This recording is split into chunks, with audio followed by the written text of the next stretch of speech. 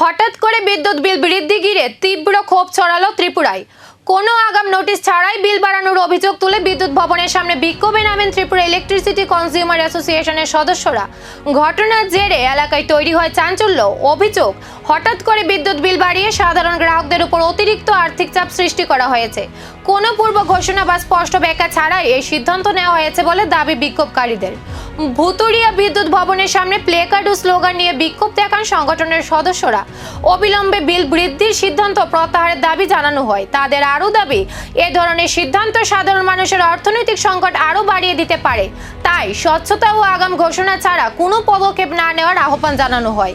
এদিকে পরিস্থিতি সামাল দিতে ঘটনাস্থলে নজরদারি বাড়ানো হয়েছে। তবে বিদ্যুৎ দপ্তরের পরবর্তী সিদ্ধান্তের দিকেই এখন নজর সকলের। আপনারা জানেন, আগাম কোনো ঘোষণা ছাড়াই ত্রিপুরা ইলেকট্রিসিটি যে নিগম TSECL এর পক্ষ থেকে মে মাস থেকে বিদ্যুৎ মাশুল, fixed charge, fuel charge, duty charge এই সমস্ত চার্জ বাড়িয়ে বিদ্যুতের মাশুল বৃদ্ধি করেছে।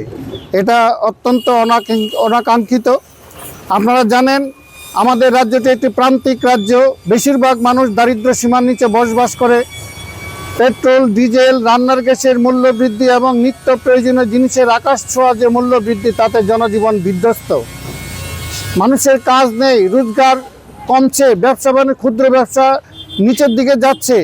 সেই জায়গায় বিদ্যুতের মাশুল বৃদ্ধি সমস্ত কিছুর আরেক দফা মূল্য বৃদ্ধি ঘটাবে, যেটা কাঙ্ক্ষিত নয় এবং সাধারণ মানুষের স্বার্থবিরোধী।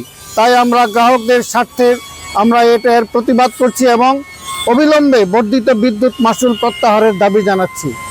আপনাদের এর পাশাপাশি আরও দাবি জানাচ্ছি, আপনারা জানেন আজকাল ঘন ঘন লোডশেডিং, লো ভোল্টেজ সমস্যা, সারা রাজ্যের মানুষ আজকে জেরবার।